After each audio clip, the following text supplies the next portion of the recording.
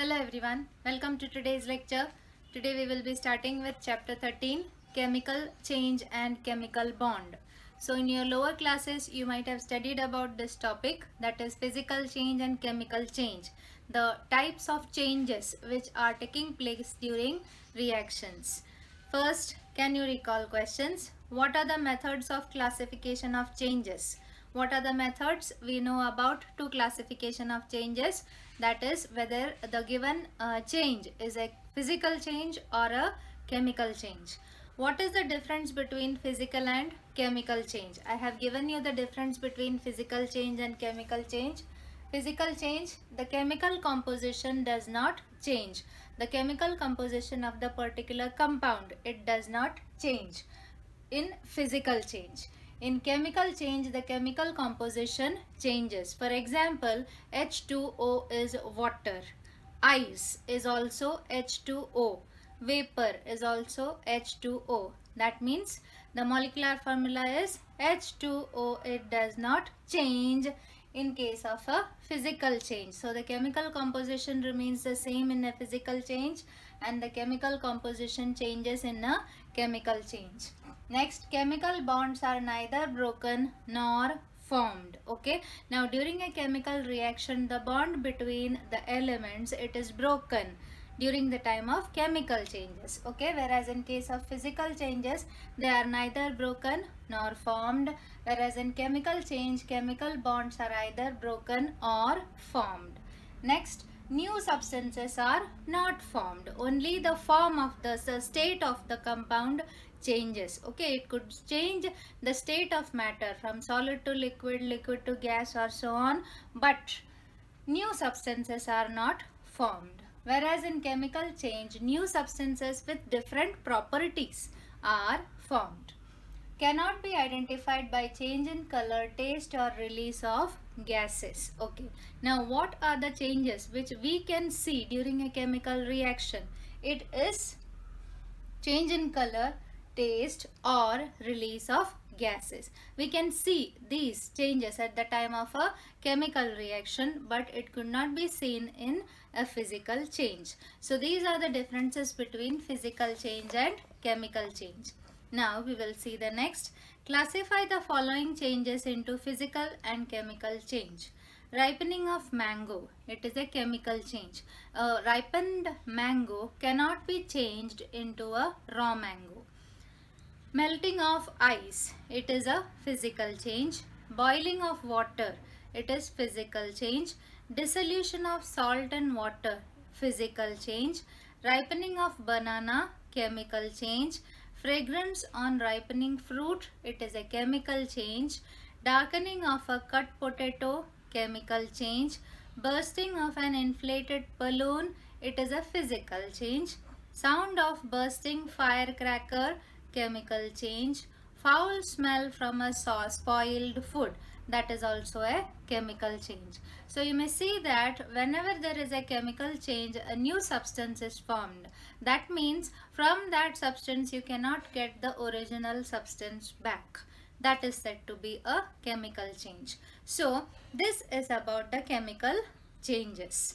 In the next paragraph they have given an experiment about take the lemon juice in a clean glass, take 2 drops of lemon juice in a spoon and taste. Okay, if you taste it, it would taste sour because it is containing acid. To that you have to add a pinch of baking soda. Baking soda is a base.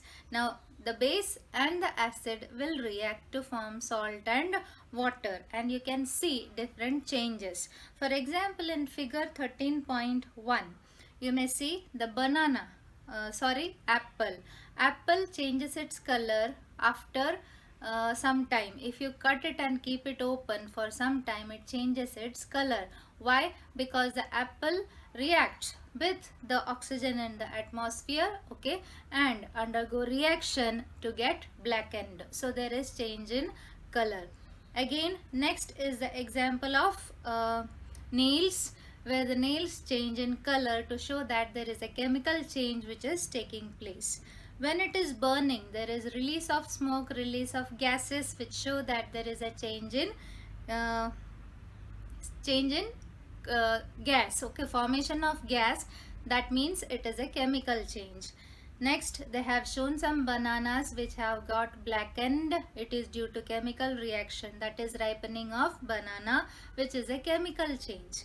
Next, then in a conical flask they have shown the color of the solution, and you can see bubbles also. Okay, so these are the changes which can be, with which we can identify whether it is a chemical change or not. That means it can be identified by change in color, taste, or release of gases. Okay, now that is about physical and chemical change. Now we may move on to the next page, page number 90. Chemical change and word equation. Okay, so you have understood what is a chemical change. Now during a chemical change, there are reactants which combine together to form products. It could be represented with the help of a particular symbols. Okay, that symbols, that representation with the help of symbols or molecular formula, that is called as chemical equation. Now, when writing a chemical equation, it could be a word equation, or it could be with the help of molecular formula.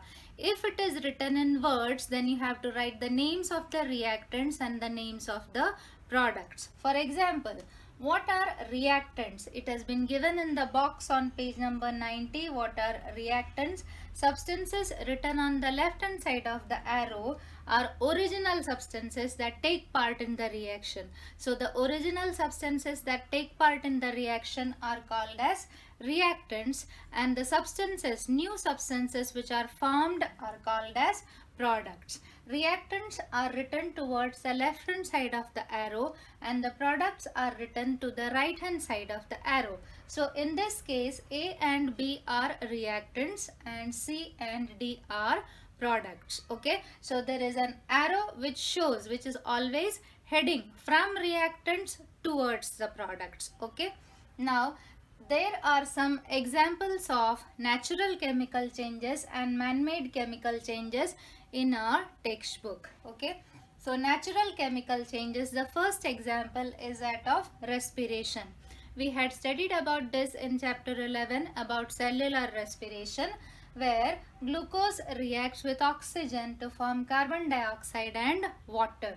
This is the word equation, where glucose reacts with oxygen to form carbon dioxide and water. Glucose is C6H12O6 plus O2 will give CO2 plus H2O.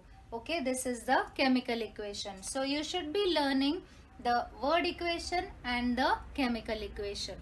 Next is the reaction of carbon dioxide plus calcium hydroxide. That means you have to take lime water in a test tube and you have to blow through the lime water. When you are blowing, you are supplying, you are providing carbon dioxide gas. That carbon dioxide will react with calcium hydroxide to form calcium carbonate and water. In this case, the lime water will turn milky. Why? The lime water will turn milky because lime water reacts with carbon dioxide to form calcium carbonate, which is white in color. Therefore, the lime water turns milky. So this is the word equation. Carbon dioxide plus calcium hydroxide gives calcium carbonate plus water. And this is the chemical equation, CO2 plus CaOH twice. This is calcium hydroxide giving CaCO3, that is calcium carbonate plus water. You have to learn these reactions. Next is photosynthesis. Photosynthesis is opposite to that of respiration. You may see. In photosynthesis, what are the reactants? Carbon dioxide and water. In respiration, what are the products? Carbon dioxide and water. Okay, so photosynthesis is opposite to that of respiration. So during photosynthesis in green plants absorb carbon dioxide from the atmosphere, water from the soil. In presence of sunlight and chlorophyll, that carbon dioxide reacts with water to form glucose and oxygen.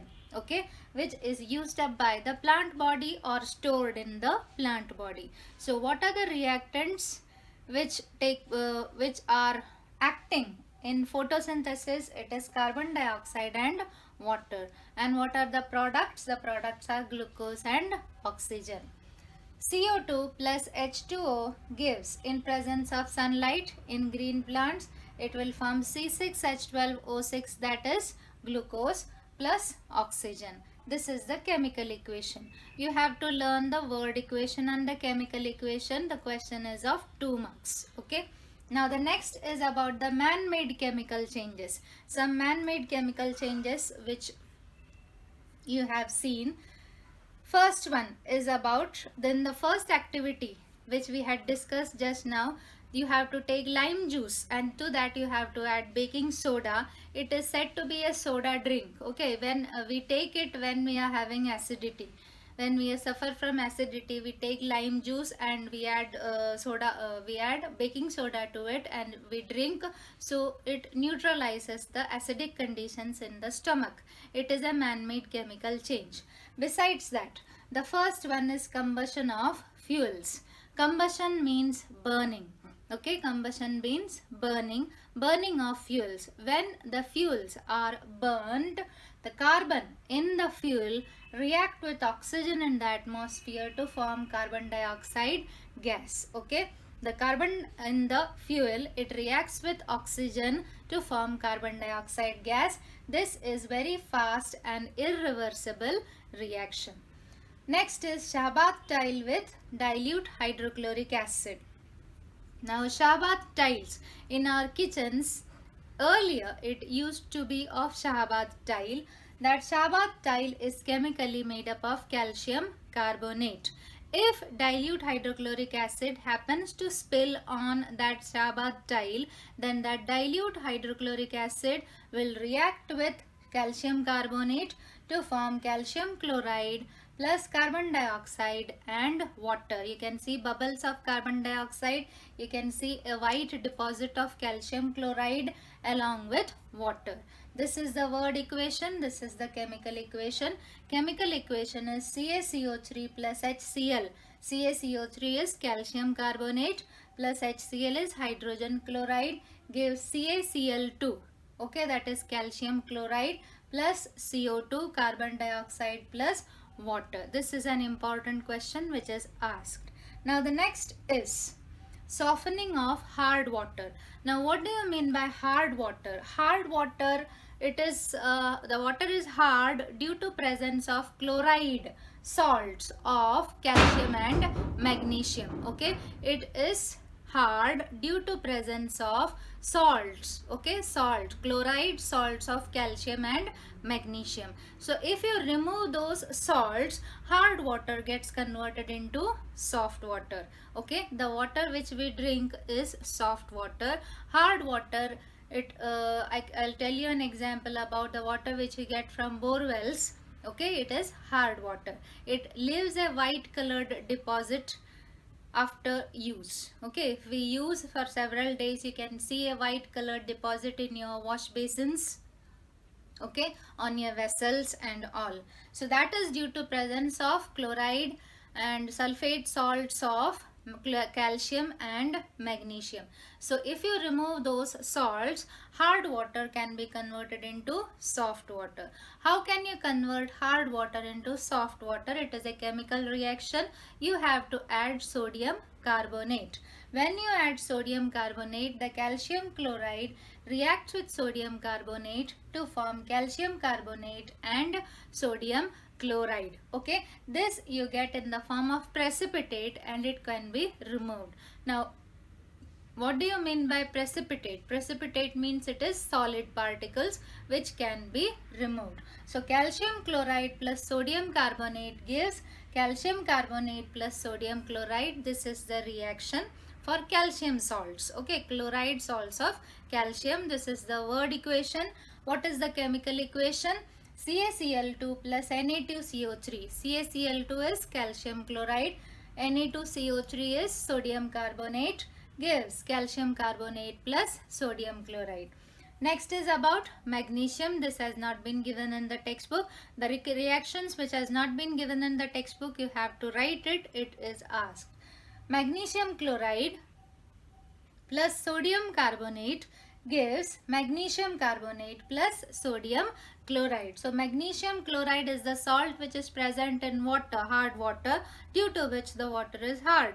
If you have to convert that hard water into soft water, you have to add sodium carbonate. What will happen at that time? The magnesium chloride which is present in hard water, it will react with sodium carbonate to form magnesium carbonate and sodium chloride. Okay, this is in the form of a precipitate and it could be removed by filtration.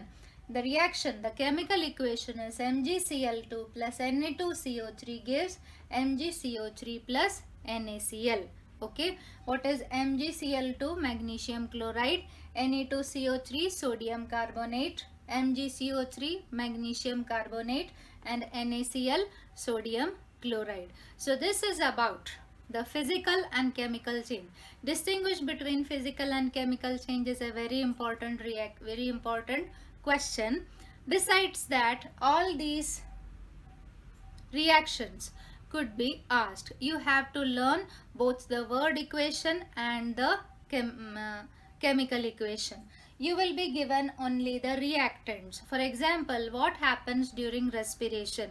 So in that question you have to know the reactants also, you have to know the product also. Otherwise, they will give you what happens when Shabat tiles comes in contact with dilute hydrochloric acid. In that case, they will give you the reactants. You must be knowing the products. You should be able to write the word equation also. You should be able to write the chemical equation also. So you have to practice this several times in your notebook. If you are having any doubt, you may ask. Thank you. Hello everyone, welcome to today's lecture. So in the other lecture we studied about physical change and chemical change. So we studied that during a physical change no new substance is formed, but whereas in the case of a chemical change a new substance is formed. Reactants combine together to form products. Okay, so during this chemical change the bond between elements in a compound are broken and it is reformed. Okay, reformed to form products. So in the case of reactants their bonds are broken and they shuffle. Okay, they exchange and then form a product. They combine again to form a product. There are different types of reactions which we will be studying later, but in this lecture we will be studying about chemical bonds. Okay, now you may see that an atom uses its valence electrons in the formation of a chemical bond. So what do you mean by valence electrons? The electrons in the outermost orbit. Do you remember you had studied this in chapter 5? What are valence electrons? The electrons in the outermost orbit are called as valence electrons. Those valence electrons take part in the formation of a chemical bond. Okay, so a chemical bond, there are two types of chemical bond, ionic bond and covalent bond. In an ionic bond there is give and take of electrons, and in covalent bond there is sharing of electrons. Do you remember we had studied if there are 1 or 2 or 3 electrons in the outermost shell, then it will give electrons. If there are 4 electrons in the outermost shell, it will share electrons. If there are 5 or 6 or 7 electrons in the outermost shell, it will take electrons. Okay, it will take electrons from another element. I repeat, if there are 1 or 2 or 3 elements in 3 electrons in the outermost shell, it will give those electrons. That means if it is having 1, it will give 1. If it is having 2, it will give 2. If it is having 3, it will give 3. If it is having 4, it will share 4. If it is having 5, it will take 3. If it is having 6, it will take 2. If it is having 7, it will take 1. Okay, so this we had studied earlier. So the bonds, such bonds which are formed by give and take of electrons, it is called as ionic bond, and the bond which is formed by sharing of electrons is called as covalent bond. In this lecture we will be studying about different compounds which are formed by ionic bond or covalent bond. Now What is ionic bond? The definition is important. It is there on page number 92. You may mark it. What is an ionic bond? The chemical bond formed due to electrostatic force of attraction between the oppositely charged cation and anion is called as an ionic bond or electrovalent bond. Now, what do you mean by a cation and an anion? That we will see. The compound formed by means of one or more ionic bonds is called as an ionic compound. So here we will see formation of ionic bond in sodium chloride. We know that sodium, its atomic number is 11. Its atomic number is 11. What will be its electronic configuration? Its electronic configuration is 281. The other one, that is chlorine. The atomic number is 17. Its atomic number is 17. What will be its electronic configuration? Its electronic configuration will be 287. This is having one electron in its outermost shell. That means it will give electrons. This is having 7 electrons in its outermost shell. That means it will take electron. Now I will draw the structure of sodium. It is having 11 proton. In the first shell there are 2 electrons. In the second shell there are 8 electrons, 8. And in the last shell, that is the third shell, that is the M shell, it is having 1 electron. Whereas in case of chlorine, it is having 17 proton. In the first shell, it is having 2 electrons. In the second shell, it is having 8 electrons. And in the third shell, it is having 7 electrons.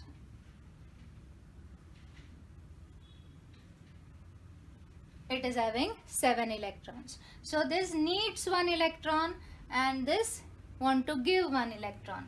So it will give this 1 electron to chlorine. This is sodium. This is chlorine. Okay. So sodium will give 1 electron to chlorine, and after giving this electron, this will become sodium plus ion. Okay, this will become sodium plus ion.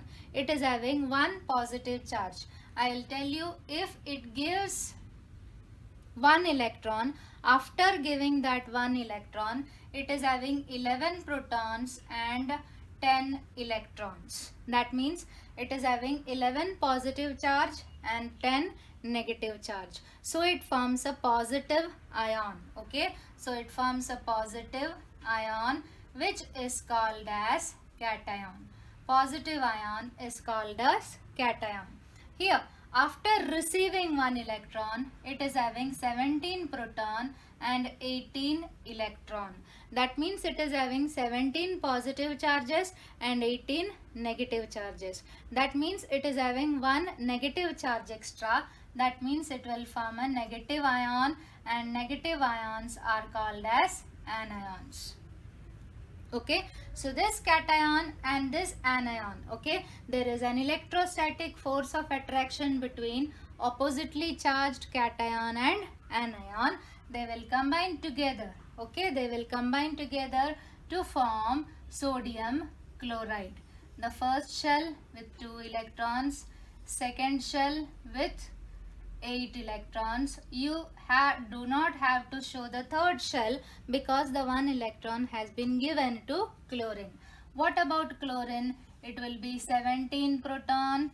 The first shell with 2 electrons, second shell with 8 electrons, and third shell with 8 electrons. Okay, the third shell will be with 8 electrons. This is sodium chloride. Okay, this has been shown with another color in the textbook, that is red color. This is sodium chloride. So this is about formation of ionic bond. If you are having a question on formation of ionic bond in sodium chloride, you should be able to write it with diagram. What will you write?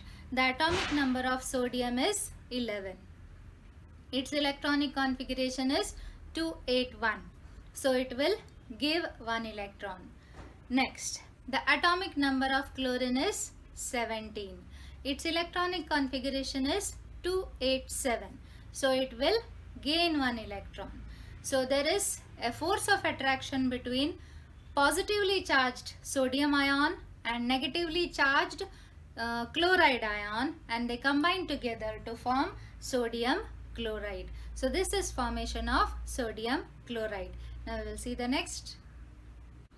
Now the next is formation of MgCl2 molecule by formation of ionic bond between magnesium and calcium. Magnesium, okay, you may see its atomic number is 12. So its electronic configuration is 282. It is having 2 valence electrons. Okay, it is having 2 valence electrons.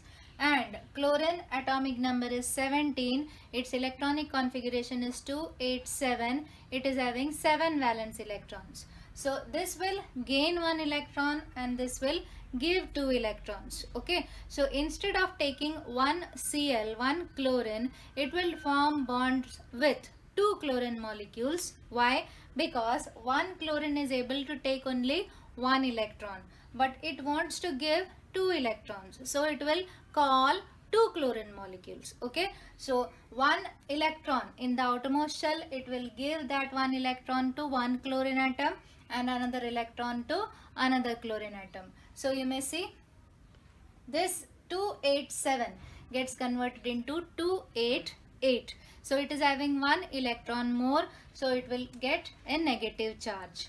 Magnesium, it will lose that 2 electron to get converted into 28. So it will have more positive charges. Okay, it is having 12 protons. That means it is having 12 positive charges and 10 negative charges. So it will gain 2 plus. Okay, it will get 2 plus charge, positive ion. It will form a positive ion. So this chlorine minus ion, another chlorine minus ion and a magnesium positive ion will combine together by electrostatic force of attraction to form MgCl2, that is magnesium chloride.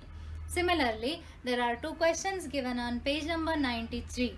Formation of potassium fluoride, that is Kf.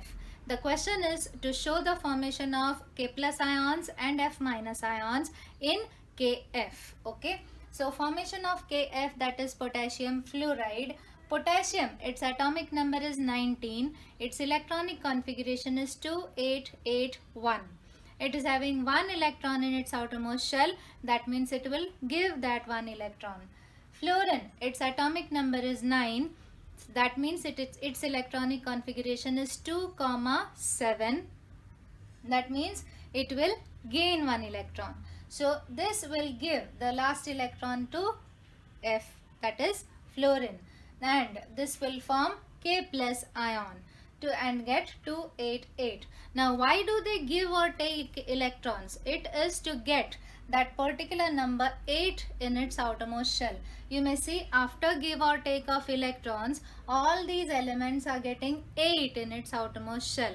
So all the play is to get 8 in its outermost shell, or in some cases 2.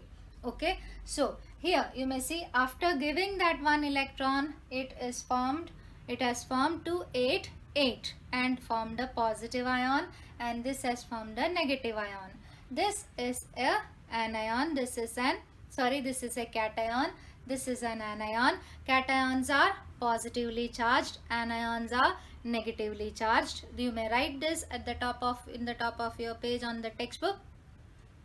Okay, cations are positively charged, anions are negatively charged. So a positively charged ion and a negatively charged ion, they will combine together, they will come together to form ionic bond and to form that compound, that is Kf. Similarly, the next, that is formation of CaO, that is calcium oxide. Calcium, its atomic number is 20, its electronic configuration is 2882. It has 2 electrons in its outermost shell. And oxygen, its atomic number is 8, its electronic configuration is 26. It is having 6 electrons in its outermost shell. So this will give its 2 electrons to oxygen. So after giving those 2 electrons, this will form Ca2 plus. If it gives 2, it will become 2 plus. If it gives 1, it will become 1 plus. If it gives 3, it will become 3 plus. And if it takes 3, it will become 3 minus. If it takes 2, it will become 2 minus. And if it takes 1, it will become 1 minus. Here it is taking 2, so it will become 2 minus. And this cation and this anion, they will form a bond due to electrostatic force of attraction to form ionic compound calcium oxide. So this is about ionic compounds. Now we will see the next. Next is formation of covalent bond. What is covalent bond? Covalent bond is the bond formed by sharing of electrons. Okay, so here you may see the first one is formation of covalent bond in H2 molecule. Hydrogen, its atomic number is 1. It is having 1 electron in its outermost orbit and it is having only one shell. Which shell? That is K shell. What is the maximum number of electrons which can be accommodated in K shell? It is 2. It is having 1. It needs only one more, okay, to gain the particular stable state. That means if it is K shell, then the element will try to gain 2 electrons. If it is L shell, then it will try to get 8 electrons. Okay, so here hydrogen, it is having 1 electron in its outermost shell, so 2 hydrogen atoms will share their electrons to form H2 molecule. Okay, similarly, formation of covalent bond in H2O molecule. The atomic number of hydrogen is 1. The atomic number of oxygen is 8. It is having electronic configuration 2, 6. That means it needs 2 more electrons. So this is having 1 electron. This hydrogen is having 1 electron. So it will take 2 electrons. It will share 2 electrons with other 2 hydrogen atoms to form a covalent bond. You may see they have shared electrons to form H2O. There are 2 hydrogen on both sides and 1 oxygen in the middle. Next is formation of covalent bond in HCl molecule. This is a question given on page number 94. Use your brain power question. In hydrogen, there is 1 electron in its outermost shell. Chlorine, it is having 7 electron in its outermost shell, so it needs 1 more electron. So this will share with chlorine. Okay, here it have shared to form HCl, to form a covalent bond. So covalent compounds, these are examples of covalent compounds, especially water. You may remember this, water is an example of covalent compound.